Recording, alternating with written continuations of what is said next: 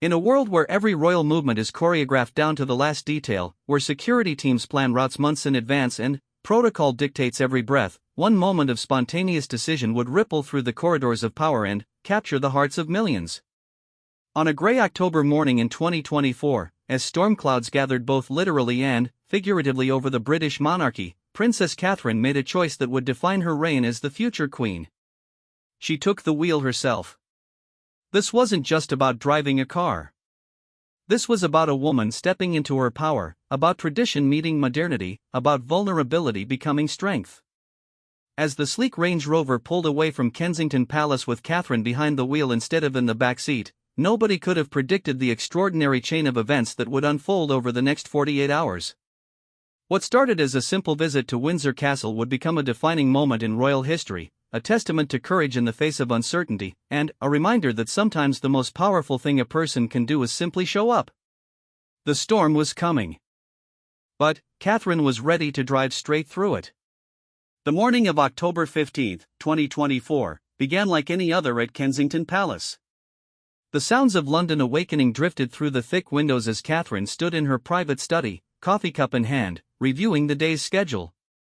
But something felt different. Maybe it was the weight of the grey clouds pressing against the glass, or perhaps it was the unusual quiet that had settled over the palace staff. Whatever it was, Catherine sensed change in the air. Her private secretary, James Morrison, knocked softly before entering. His usually composed expression carried a hint of concern that made Catherine set down her cup and turn to face him fully.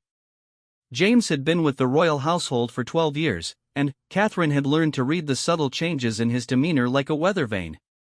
"Your Royal Highness," James began, his voice carefully measured, "we've received word from Windsor.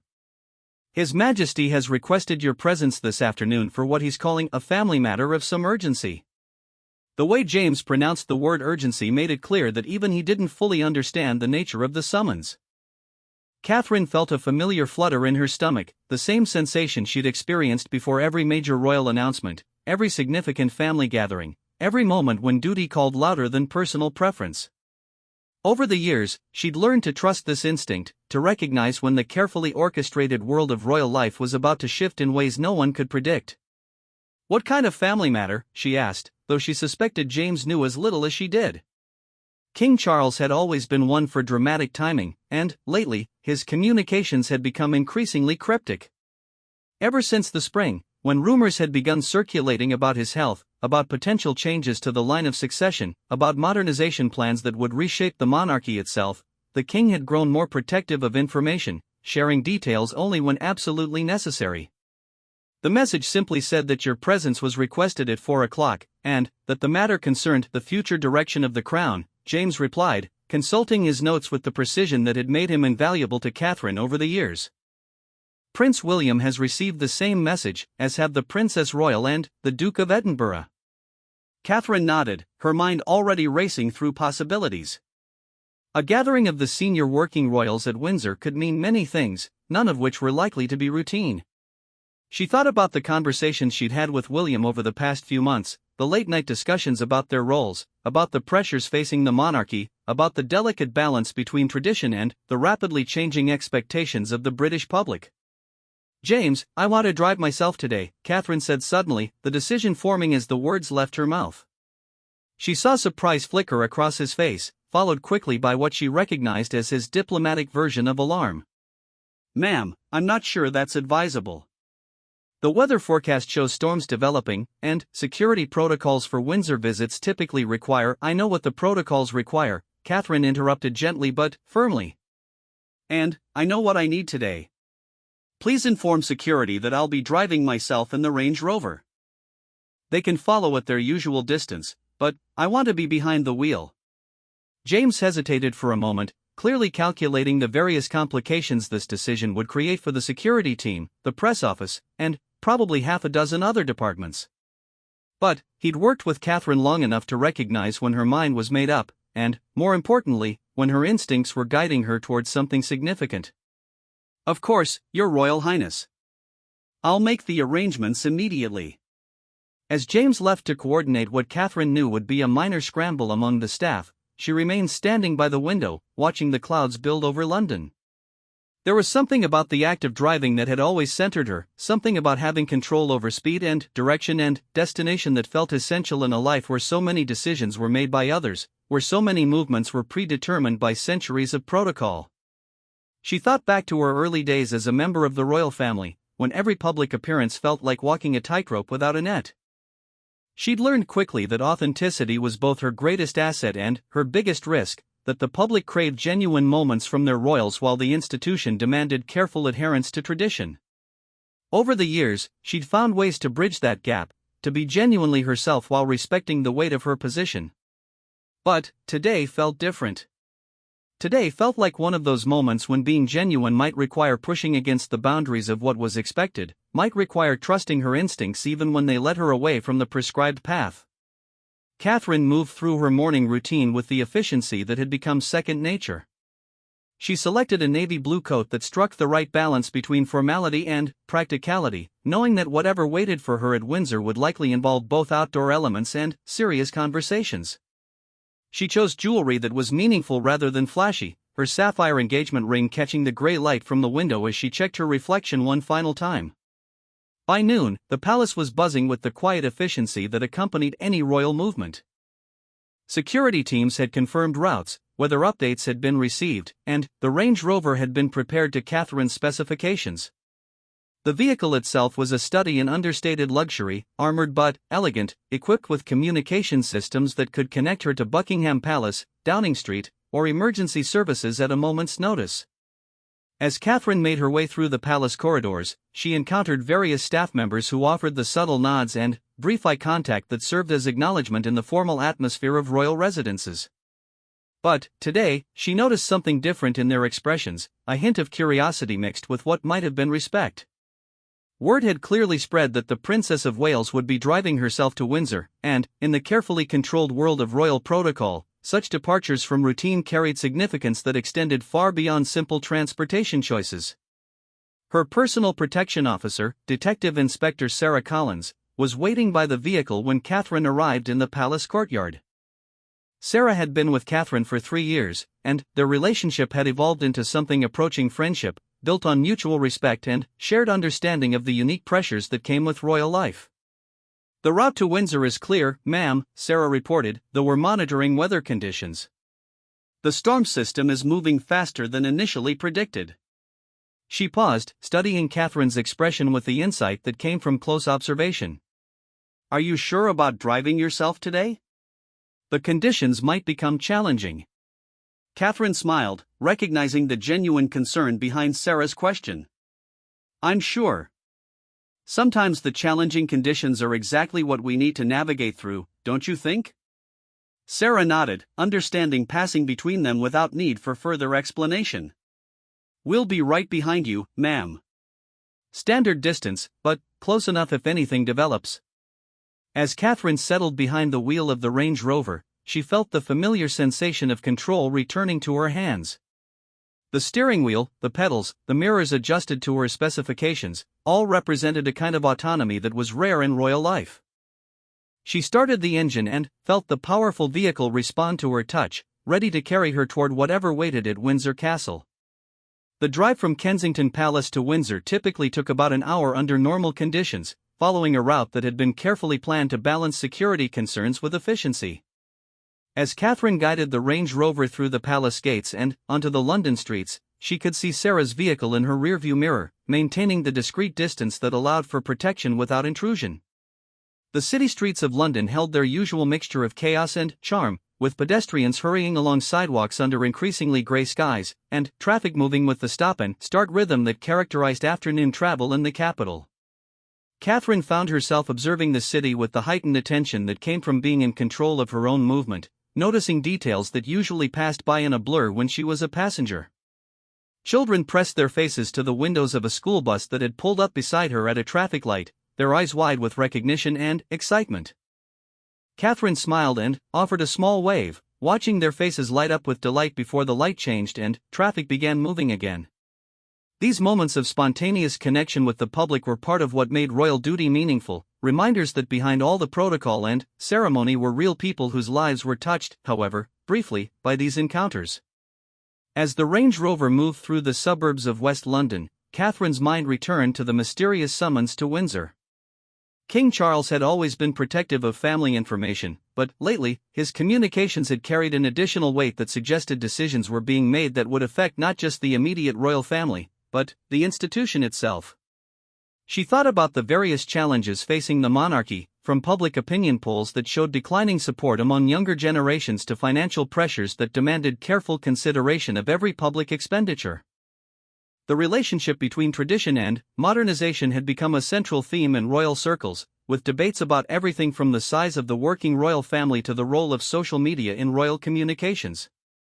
Catherine had found herself uniquely positioned in these discussions, representing a generation that had grown up with technology and changing social expectations while also deeply respecting the historical significance of the institution she had married into.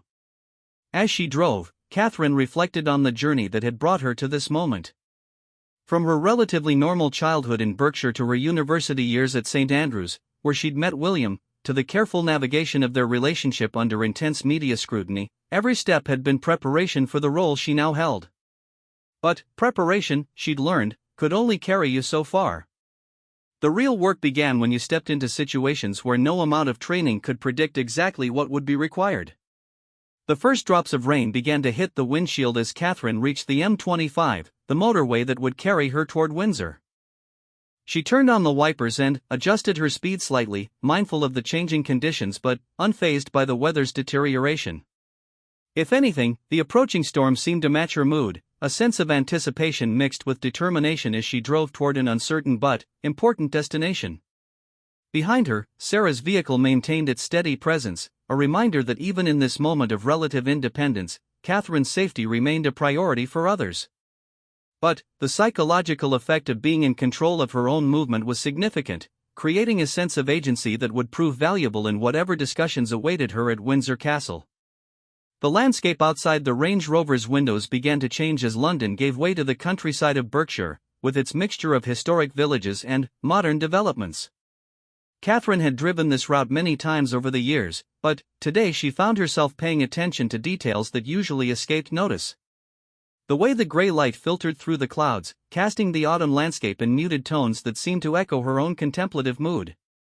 The sight of other drivers going about their daily routines, unaware that they were sharing the road with a future queen who was driving herself toward one of the most significant conversations of her royal career.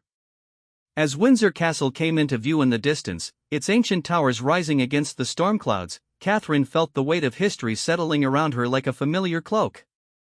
Whatever waited for her within those walls, whatever family matter required such urgent attention, she would meet it with the same combination of grace and determination that had carried her through every challenge of her royal life so far.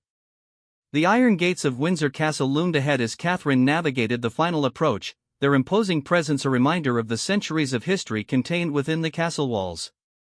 She had visited Windsor countless times since joining the royal family, but arriving as the driver rather than a passenger created an entirely different perspective.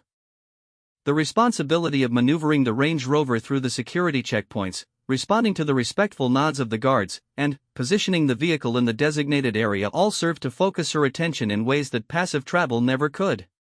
The rain had intensified during the final miles of the journey, creating a steady drumbeat against the roof of the vehicle that seemed to underscore the gravity of the moment.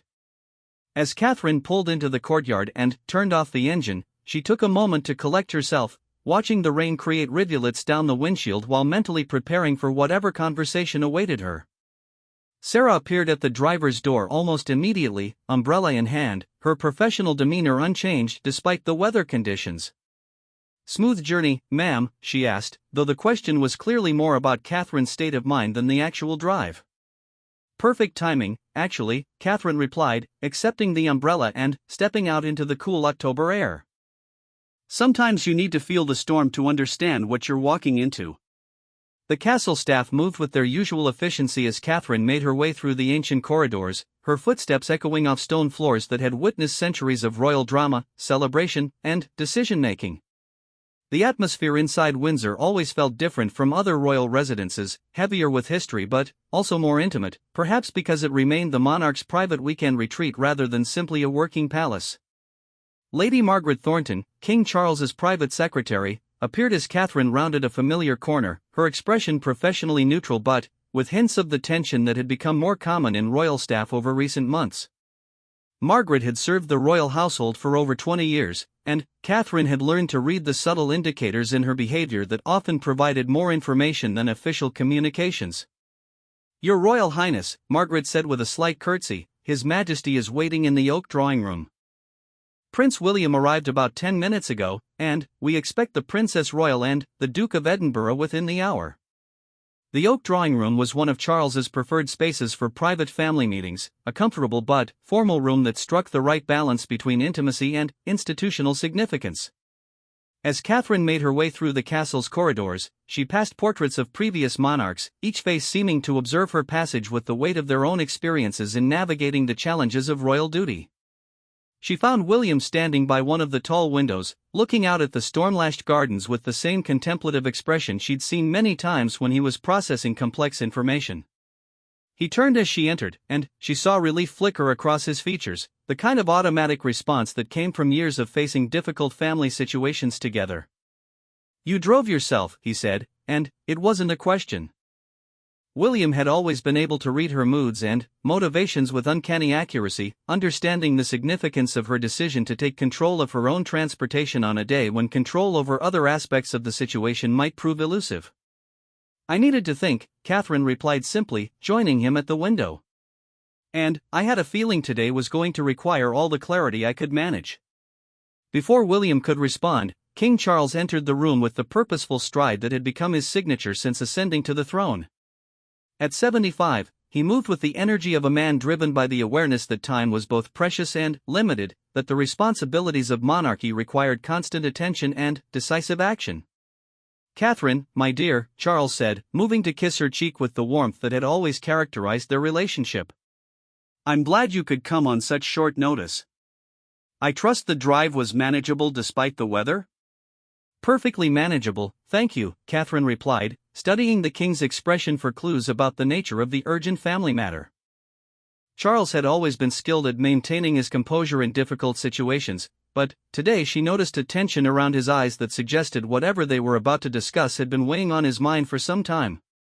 "Shall we wait for Anne and Edward?" William asked, settling into one of the room's comfortable armchairs with the easy familiarity of someone who had spent countless hours in family meetings within these walls.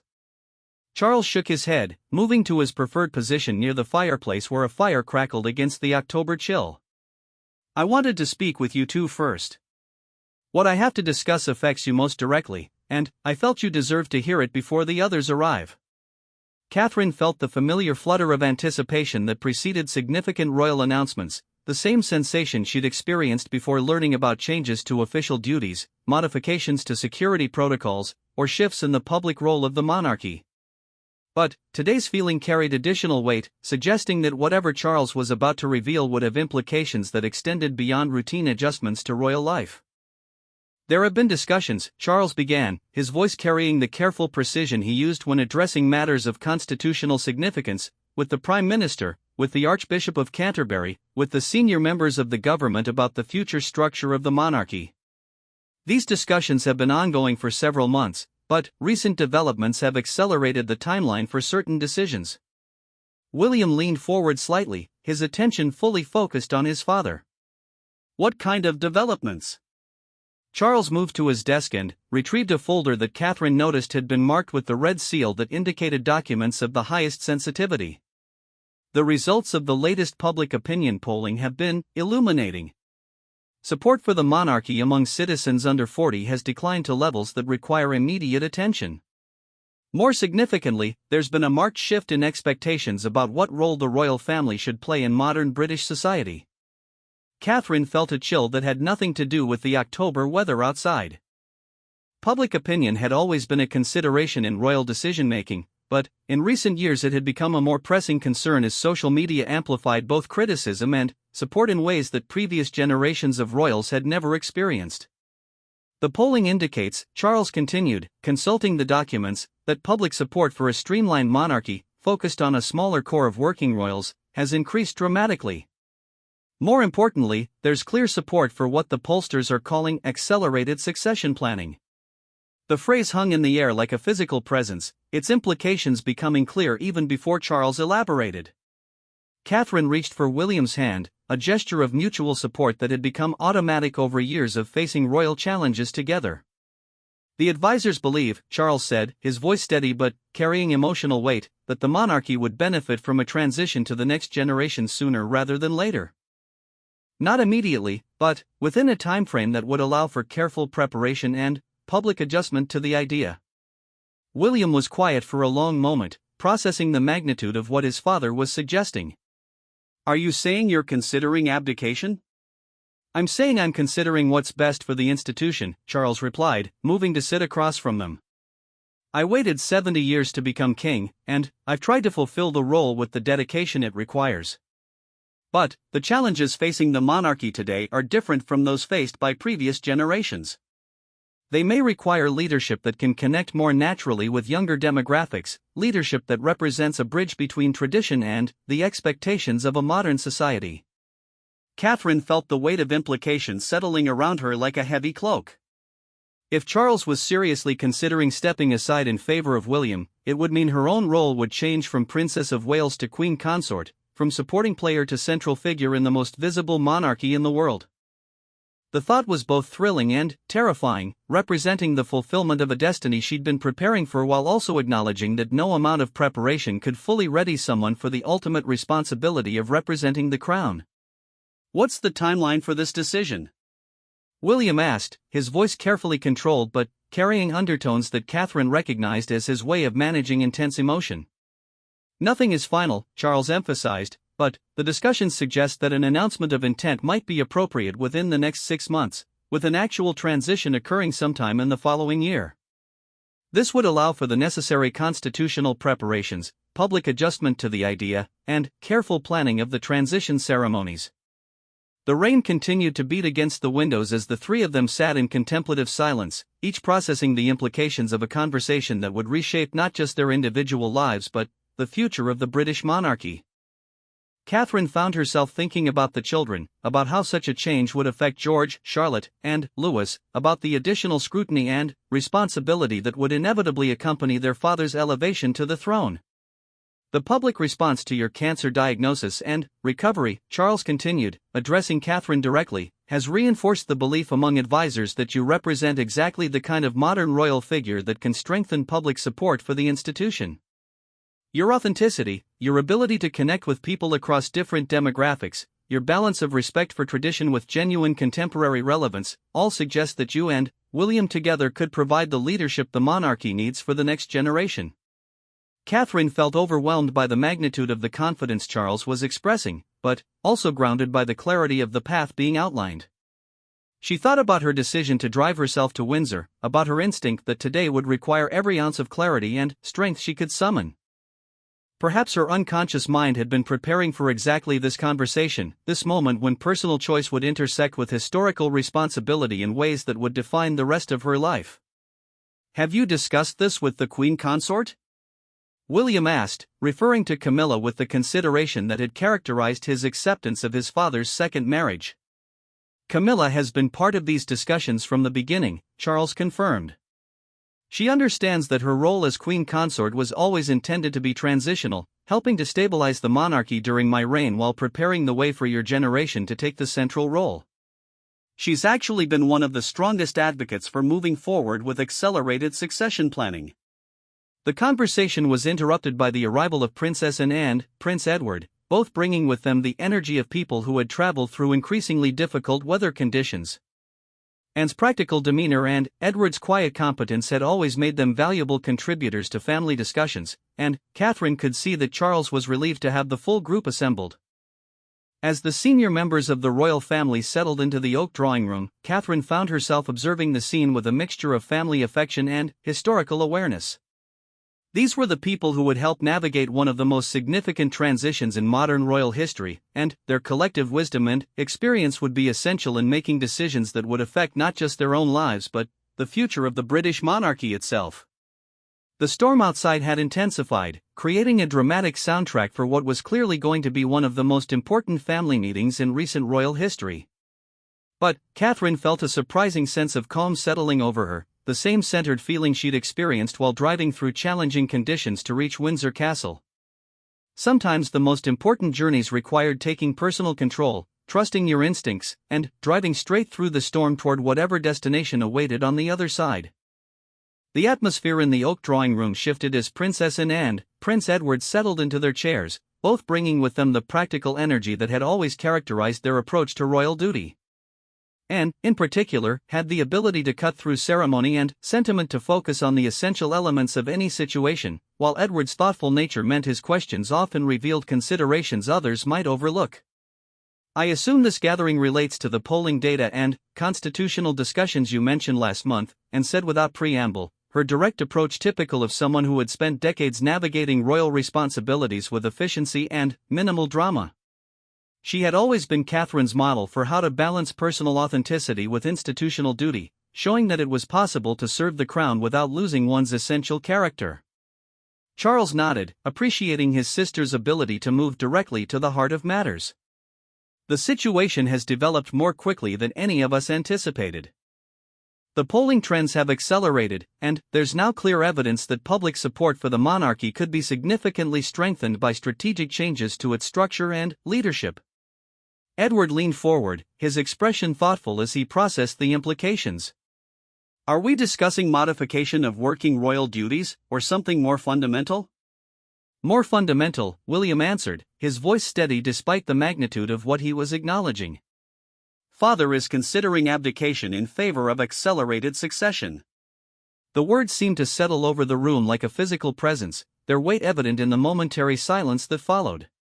Catherine watched as Anne and Edward processed this information, seeing surprise flicker across their features before being replaced by the analytical approach that characterized their response to significant royal developments. The constitutional implications alone would require extensive preparation, Edward observed, his background in media and communications making him particularly aware of the complex logistics such a transition would involve. Parliamentary procedures, Commonwealth considerations, Church of England protocols, not to mention public preparation for such a significant change. "All of those factors have been considered," Charles confirmed, "and preliminary discussions with constitutional experts suggest that while complex, the process is entirely manageable with proper planning and adequate timeline." And studied Catherine with the penetrating gaze that had always made her such an effective working royal. "How do you feel about the prospect of becoming Queen Consort significantly earlier than anyone originally anticipated?" The question was typical of Anne's directness, cutting past diplomatic niceties to address the human reality at the center of constitutional discussions. Catherine appreciated the opportunity to voice thoughts that had been developing since Charles first broached the subject. "Honestly?" Catherine began, feeling the weight of 4 pairs of eyes focused on her response. "I feel ready in ways I didn't expect, and uncertain in ways I couldn't have predicted. The role itself doesn't frighten me anymore, the way it did in the early years. But the accelerated timeline means less preparation time, more intense scrutiny, and significant adjustments for the children." William reached for her hand, a gesture of support that had become natural over years of facing royal challenges together. "We've always known this day would come eventually. The question is whether we're better positioned to handle it now, with the current public sentiment favoring change, or whether we should wait for some theoretical future moment that might never be as advantageous." The conversation was interrupted by a flash of lightning that illuminated the room, followed immediately by a crack of thunder that seemed to emphasize the gravity of their discussion. Catherine found herself thinking about the symbolism of holding such a momentous conversation during a storm, wondering if future historians would note the weather conditions when writing about this particular family meeting. "There's another factor we haven't fully addressed," Charles said, moving to retrieve additional documents from his desk. "The international implications of accelerated succession, particularly in terms of Commonwealth relationships and diplomatic positioning." He spread several papers across the coffee table, documents that Catherine could see bore the seals of various government departments and foreign offices.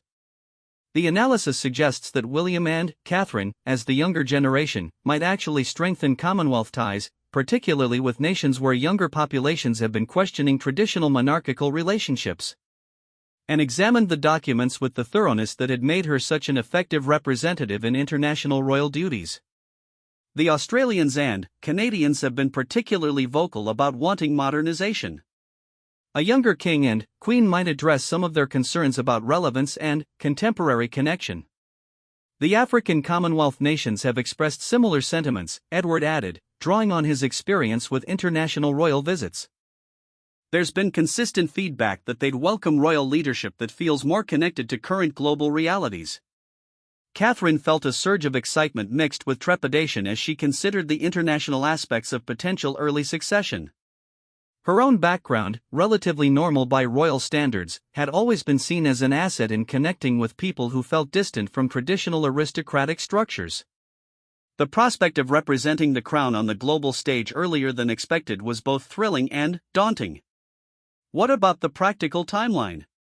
William asked, demonstrating the project management skills that had made him effective in military service and royal duties alike. If we're seriously considering this path, what are the actual steps and deadlines? Charles consulted his notes, his expression reflecting the careful consideration he'd clearly given to implementation details. Constitutional experts suggest that 6 months would be minimum for public preparation, with the actual transition occurring approximately 18 months from a formal announcement. This would allow for necessary parliamentary procedures, Commonwealth consultations, and careful public education about the process. 18 months, Catherine repeated, the timeline feeling both impossibly short and perfectly reasonable depending on how she approached it. That's enough time for careful preparation, but not so much that uncertainty dominates everything we do. Exactly, Charles agreed. The goal would be to announce the intention in the spring, spend the summer and autumn preparing the public and the institutions, and execute the transition in a way that feels natural rather than dramatic or crisis-driven. And leaned back in her chair, her expression reflecting the analytical process that preceded all her major decisions. The precedent of voluntary abdication isn't strong in British royal history, but the circumstances of the 21st century monarchy are unlike anything previous generations faced. The question isn't really whether this is traditional, but whether it's effective. Edward nodded thoughtfully. The key would be framing this as strengthening the monarchy rather than any kind of retreat or failure. The narrative has to emphasize continuity and evolution rather than disruption or abandonment of duty. That's exactly right, William said, his media awareness shaping his strategic thinking. This needs to feel like a planned transition that serves the institution's best interests, not a response to pressure or problems. Catherine found herself thinking about the public response, about how such an announcement would be received by the millions of people who had followed her journey from university student to Princess of Wales. The British public had shown remarkable support during her health challenges earlier in the year, demonstrating an emotional investment in her well-being that surprised even seasoned royal observers. The polling data suggests that public support for Catherine specifically has never been higher, Charles noted, following her train of thought with the intuitive understanding that had developed between them over years of working together. Her handling of the cancer diagnosis and treatment, the authenticity she showed during that period, created a level of public connection that most royals never achieve. People saw her as real, and observed with characteristic bluntness. Not playing a role or maintaining a facade, but genuinely human in ways that made the monarchy feel accessible rather than remote. The conversation was interrupted by the arrival of tea service, carried by staff who moved with the quiet efficiency that characterized Windsor Castle operations. As they arranged china and silver on side tables, Catherine found herself observing these routine activities with heightened awareness, wondering how much longer she would experience such moments as Princess of Wales rather than as Queen. There's the matter of the children, William said once the staff had withdrawn. George is still only 11, Charlotte 9, Louis 6. The increased scrutiny that would come with us becoming king and queen earlier than expected would significantly impact their childhood experience. This consideration had been weighing heavily on Catherine's mind since Charles first raised the succession question. She thought about George's recent struggles with public attention, Charlotte's developing personality that showed both confidence and sensitivity, Louis's complete innocence about the role royal birth would play in shaping his future. The prospect of accelerated royal responsibility felt manageable for herself and William, but the implications for their children required careful consideration. The children's well-being has to be the priority, Catherine said firmly. Whatever timeline we choose, whatever changes we make, we can't sacrifice their opportunity for relatively normal childhoods to institutional convenience. Absolutely, Charles agreed immediately. That's precisely why careful planning and gradual public preparation would be essential. The goal would be to minimize disruption to their daily lives while gradually preparing them for the changed circumstances. Edward, drawing on his experience raising his own children within the royal family, offered practical perspective. The key is maintaining their current schools, friendship groups, and activity schedules as much as possible. The institutional changes need to happen around their lives rather than displacing their lives. And nodded approvingly. Children are remarkably adaptable when they feel secure in their immediate environment. If their day-to-day world remains stable, they can handle broader changes better than adults often expect. As the afternoon progressed and the storm outside began to show signs of clearing, Catherine found herself feeling increasingly settled about the direction of their discussion. The initial shock of Charles's revelation had given way to practical consideration of implications and logistics, the kind of detailed planning that had always helped her manage major life changes. "I think," she said slowly, choosing her words carefully, "that we need to trust the instincts that brought us to this conversation in the first place. The public response to modernization, the international feedback about wanting younger royal leadership, the constitutional experts' confidence in the process, all suggest that this might be exactly the right time for exactly this kind of change." William studied her expression with the intimate knowledge that came from years of partnership in both marriage and royal duty. "Are you saying you support moving forward with succession planning?" Catherine took a deep breath, feeling the weight of the moment while simultaneously experiencing a surprising sense of clarity. "I'm saying that sometimes the most responsible thing you can do is take control when conditions are right rather than waiting for some perfect future moment that might never come. I drove myself here today because I needed to feel in control of something. Maybe this is our opportunity to take control of the monarchy's future in ways that serve everyone's best interests." The room fell silent as the implications of her statements settled over the family gathering. Outside, the storm was beginning to move on, leaving behind the clear air and dramatic lighting that often followed October thunderstorms in the English countryside. Catherine looked around at the faces of the people who would help shape one of the most significant transitions in modern royal history, feeling confident that whatever challenges lay ahead, they would face them together with the same combination of tradition and innovation that had always characterized the British monarchy at its best. The silence that followed Catherine's declaration seemed to stretch endlessly, filled with the weight of a decision that would reshape the British monarchy for generations to come. Through the tall windows of the oak drawing room, she could see the storm clouds beginning to part, allowing shafts of late afternoon sunlight to pierce through the grey sky and illuminate the ancient stones of Windsor Castle with an almost ethereal glow. King Charles was the first to break the silence, his voice carrying a mixture of relief and paternal pride that made clear how much her support meant to him. "Your confidence in this direction means more than you know," he said, moving closer to where she and William sat together. "This decision affects you most directly, and knowing that you feel ready to embrace the challenge earlier than anyone originally planned gives me tremendous confidence in moving forward." Prince Edward cleared his throat thoughtfully, his expression reflecting the careful consideration he brought to all significant family matters. "If we're genuinely committed to this path, we need to discuss the practical implementation timeline more specifically. The constitutional requirements alone will need careful coordination with Parliament, the Church of England, and the Commonwealth governments." And leaned forward, her organizational mind already engaging with the logistical complexities. The first step would be confidential consultation with the Prime Minister and the Archbishop of Canterbury. Both institutions need advance warning to prepare for the constitutional and ceremonial implications. William nodded, his project management instincts engaging with the massive coordination effort such a transition would require. "We'd also need to consider the calendar of royal engagements, international visits, and ceremonial obligations. The timing would need to work around existing commitments while allowing adequate preparation for new ones." Catherine found herself thinking about the human elements amid all the constitutional and logistical considerations. What about public preparation? People have certain expectations about royal succession, mostly based on the assumption that it happens only after a monarch's death. Voluntary abdication, especially for institutional rather than personal reasons, would require careful explanation. That's exactly right, Charles agreed, retrieving another folder from his desk. The communication strategy would be crucial to public acceptance. The narrative needs to emphasize continuity, strength, and forward-thinking leadership rather than any suggestion of retreat or institutional crisis.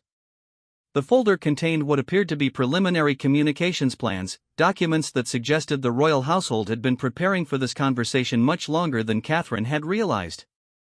She felt a moment of surprise at the extent of advance planning, followed by appreciation for the thoroughness with which such a momentous decision was being approached. The polling data shows remarkable consistency across different demographic groups, Charles continued, opening the folder to reveal charts and graphs that mapped public opinion in detail. Support for modernization of the monarchy crosses traditional political and social boundaries in ways that suggest genuine consensus rather than temporary sentiment. Anne examined the documents with her characteristic attention to detail. These numbers are actually quite extraordinary. Even among older demographics that typically favor traditional approaches, there's significant support for strategic change when it's framed as strengthening rather than diminishing royal effectiveness. Edward pointed to specific data points that related to international perceptions. The Commonwealth polling is particularly encouraging. Nations that have been questioning their monarchical relationships show renewed interest when presented with the prospect of younger, more contemporary royal leadership. Catherine felt a surge of excitement as she reviewed the evidence of public support for exactly the kind of change they were contemplating. Throughout her years as a working royal, she had always been deeply aware of public sentiment, understanding that the monarchy's continued relevance depended on maintaining genuine connection with the people it served. The data suggested that their instincts about timing and public readiness were accurate. What about the children's reactions? William asked, returning to the consideration that had been weighing most heavily on both his and Catherine's minds. They understand their future roles in general terms, but this would accelerate everything significantly. Catherine had been thinking about this question since Charles first broached the succession topic. George has shown remarkable maturity in handling royal responsibilities when they've been gradually introduced. Charlotte has always been naturally confident in public situations. Louis is still young enough that careful handling could make the transition feel normal rather than disruptive. The key would be involving them in the process appropriately, and observed, drawing on her experience watching royal children navigate public responsibilities across different generations. Not burdening them with adult concerns, but helping them understand that their family serves the country in special ways. Charles moved to the window, looking out at the clearing weather with an expression that suggested he was visualizing the future they were discussing. I've been king for less than 2 years, but in that time I've become increasingly convinced that the monarchy's survival depends on its ability to evolve strategically rather than simply react to changing circumstances. Evolution rather than revolution, Edward said, nodding thoughtfully. Maintaining the essential character and constitutional role while adapting the presentation and personnel to contemporary expectations. William stood and joined his father at the window, both men looking out at the Windsor estate with expressions that reflected the weight of their shared responsibility. The question isn't really whether this change will happen eventually, but whether we're wise enough to choose the timing rather than having timing chosen for us by circumstances beyond our control. Catherine watched them together, father and son united in their commitment to serving an institution larger than any individual, and felt a deep sense of privilege at being part of such a moment. The monarchy had endured for over 1,000 years by adapting to changing times while maintaining its essential purpose, and she was witnessing another crucial adaptation in real time. There's something else we should consider, she said, standing to join William and Charles at the window. The international implications of this transition extend beyond the Commonwealth. The global perception of the British monarchy as a model for constitutional monarchy could be significantly enhanced by demonstrating that such institutions can modernize deliberately and successfully. Anne looked up from the documents she'd been reviewing, interest evident in her expression. That's an excellent point. Other European monarchies are facing similar challenges about relevance and modernization. Successfully managing this kind of transition could provide a template for institutional evolution. The symbolic importance extends beyond immediate political considerations, Edward added, his media background making him particularly aware of narrative implications. This could be seen as demonstrating that traditional institutions can embrace change as a sign of strength rather than weakness. As the late afternoon light continued to strengthen, casting long shadows across the room, Catherine felt a growing sense of clarity about the path they were discussing. The initial uncertainty had given way to careful analysis, and the analysis was revealing that what had seemed like a dramatic departure from tradition might actually represent the most traditional choice available, protecting and strengthening the monarchy by ensuring its continued relevance. "I think," Charles said slowly, turning back toward the room, "that we've reached the point where detailed planning is more important than continued debate about whether to proceed. The question has become how to execute this transition most effectively rather than whether to attempt it at all." William returned to his seat beside Catherine, reaching for her hand with the automatic gesture of support that had characterized their partnership through every major decision of their married life. "What's the next step in terms of actual implementation?" Charles consulted his notes, his expression reflecting the relief of someone who had been carrying the weight of this decision alone and could now share it with trusted family members. "Confidential consultation with the Prime Minister next week, followed by similar discussions with the Archbishop of Canterbury. If both institutions express support for the constitutional and ceremonial aspects, we move to formal planning for public announcement." "Timeline for announcement?" Anne asked with characteristic directness. "Late January or early February," Charles replied. "After the Christmas holiday period, but well before the summer season of royal engagements." This would allow approximately 18 months for preparation and transition. Catherine felt a moment of vertigo as the abstract concept of early succession suddenly acquired specific dates and deadlines. January was less than 3 months away, meaning that by early next year, their private family discussion would become a public constitutional process that would dominate royal coverage and shape public discourse about the future of the monarchy. 18 months from announcement to transition, William repeated, processing the timeline. "That feels both completely reasonable and impossibly compressed depending on how you look at it." "Exactly right," Edward agreed. "Enough time for proper preparation, but not so much that uncertainty dominates everything else we're trying to accomplish." As their conversation continued into the early evening, Catherine found herself thinking about the drive to Windsor that had brought her to this moment. Her decision to take personal control of her transportation had seemed like a small choice about autonomy and clarity, but it had prepared her mentally for this much larger conversation about taking control of the monarchy's future direction. The storm had completely cleared now, leaving behind the kind of brilliant autumn evening that made the English countryside look like something from a fairy tale. Through the windows, she could see the sun setting over the Windsor estate, casting everything in golden light that seemed to promise better weather ahead. As she looked around the room at the people who would help navigate one of the most significant transitions in royal history, Catherine felt confident that whatever challenges awaited them, they would face them with the same combination of careful planning and courageous decision-making that had brought them to this extraordinary moment. The future Queen of England was ready to take the wheel.